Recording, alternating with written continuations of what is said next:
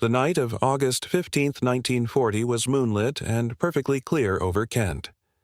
A German Heinkel He 111 bomber descended through the darkness, its crew searching the English landscape for the sprawling mass of RAF Biggin Hill. The airfield below glowed with deliberately arranged lights, runway markers, dispersal area lamps, the pale shapes of what appeared to be parked aircraft. The pilot pushed forward on his stick.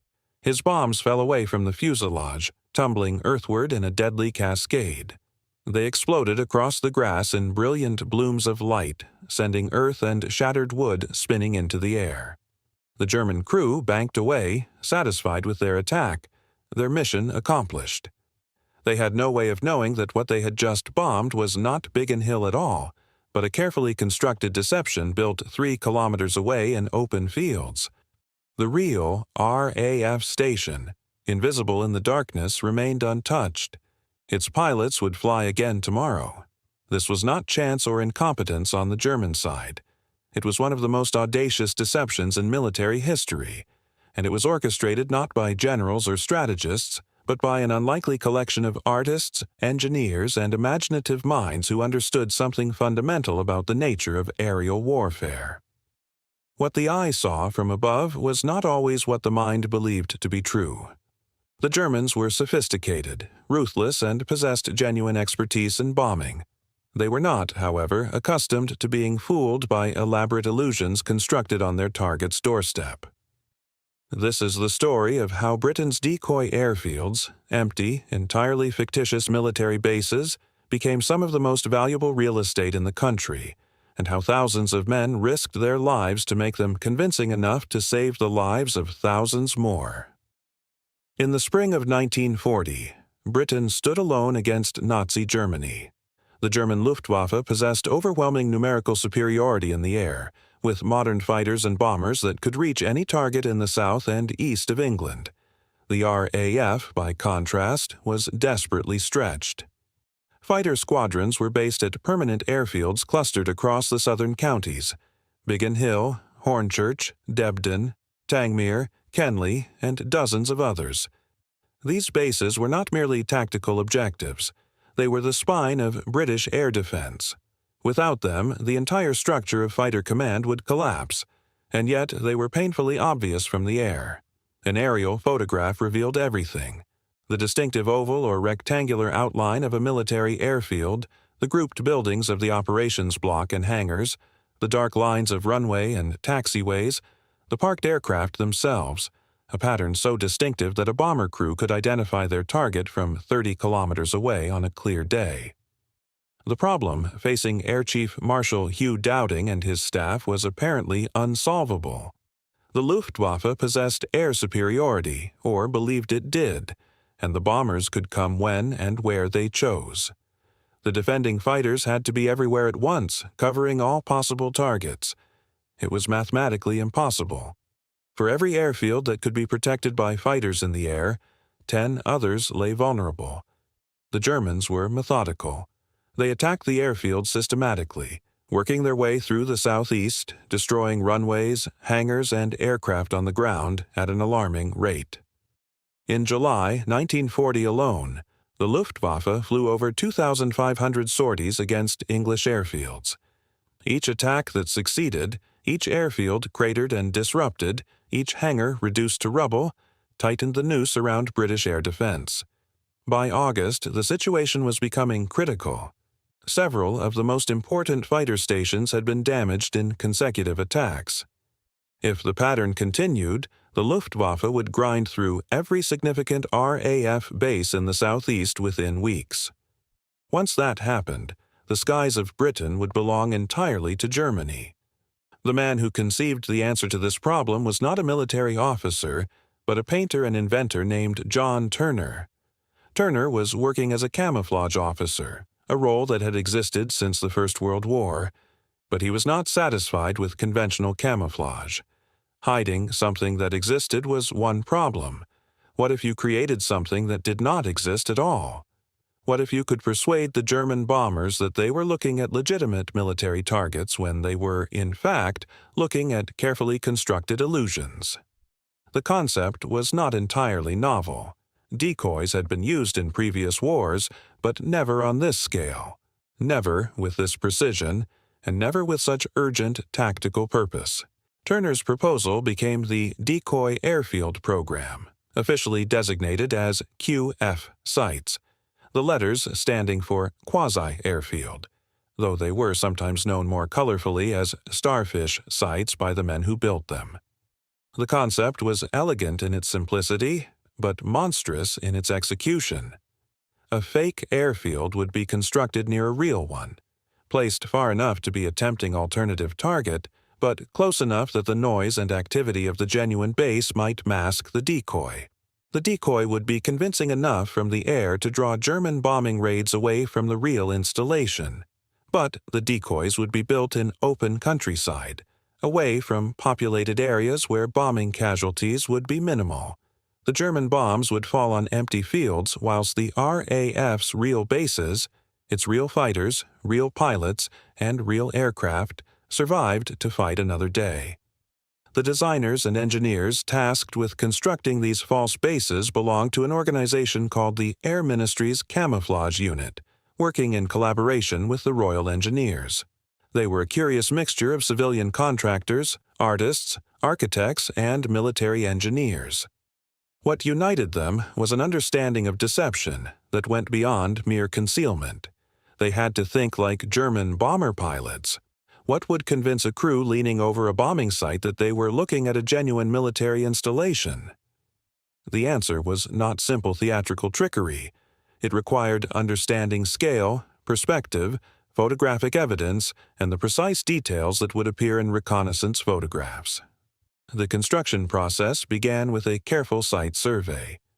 Royal Engineers would select a location in open countryside, ideally 3 to 6 kilometers from the real airfield, positioned so that it would appear as an obvious alternative target on the approach route that German bombers typically followed.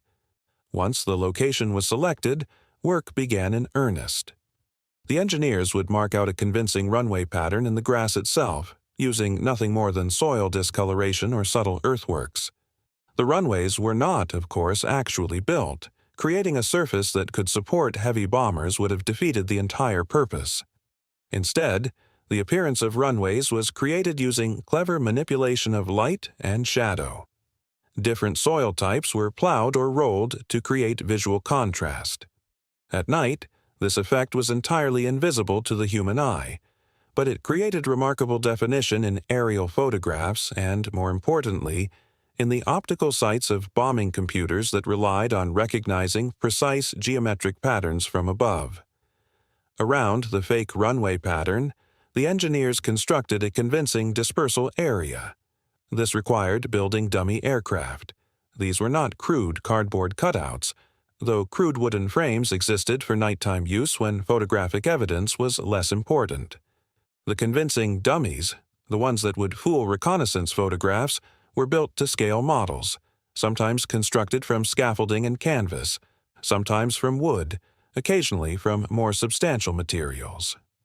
A full-size dummy fighter aircraft, detailed enough to stand up to scrutiny from 3,000 meters above, would take a team of carpenters weeks to construct. But the time investment was worthwhile. These aircraft would be positioned as if parked on the dispersal area, arranged in the characteristic patterns that real fighters used, grouped in 3s or 4s, spread out to minimize blast damage. Some of the dummies would be positioned near the dummy hangars, others scattered as if in emergency dispersal. The dummy hangars themselves were perhaps the most elaborate part of the deception. A full-size hangar frame might stand 20 meters high and 40 meters wide, built from timber and steel scaffolding. The walls would be constructed from canvas, painted with careful attention to detail. Rivets, panel lines, and damage marks were painted on, creating a three-dimensional quality even from the air. Some of the larger decoy sites were equipped with permanent concrete building foundations and brick or prefabricated concrete block structures, indistinguishable from the real thing until you approached within meters. The Germans, examining photographs from their reconnaissance flights, could not tell the difference. The key to making the deception work was intelligent use of lighting. At night, the real RAF bases were darkened as much as possible, a process known as blackout discipline. But blackout was not absolute. Some light inevitably leaked from buildings, and the positions of the real airfields had to be communicated to their own aircraft returning from operations. The decoy sites, by contrast, would be deliberately and artfully illuminated. Electric lights positioned around the runway and dispersal area would be controlled by timer switches and dimmers, creating the impression of activity. The lights would mimic the pattern of a base preparing for operations or recovering aircraft. Searchlights, genuine anti-aircraft searchlights occasionally, would be positioned near the decoy, as if searching for attacking aircraft, which of course only made the site appear more like a genuine military base worth bombing.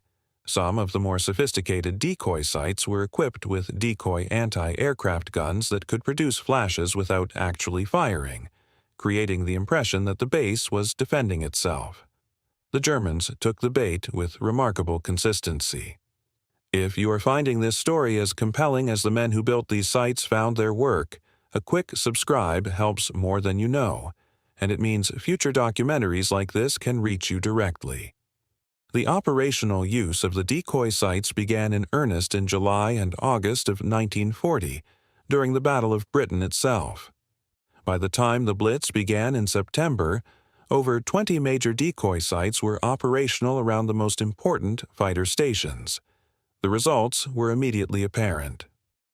On the night of August 24, 1940, German bombers attacked what they believed to be RAF Hornchurch.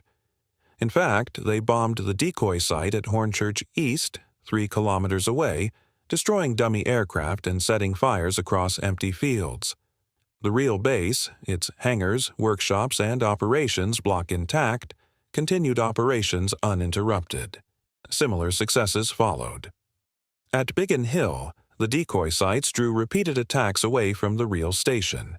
At North Weald, the fake airfield was bombed with such persistence that it became clear the deception was working. The Germans were not merely testing these positions. They were committing resources to attacking them, allocating sorties that might otherwise have gone to real targets. The decoy sites attracted bombing raids with remarkable regularity. During the autumn and winter of 1940 to 1941, the decoy sites around major RAF stations were hit repeatedly. Some received multiple attacks, as if the German intelligence services had become suspicious and wanted to finish the job properly.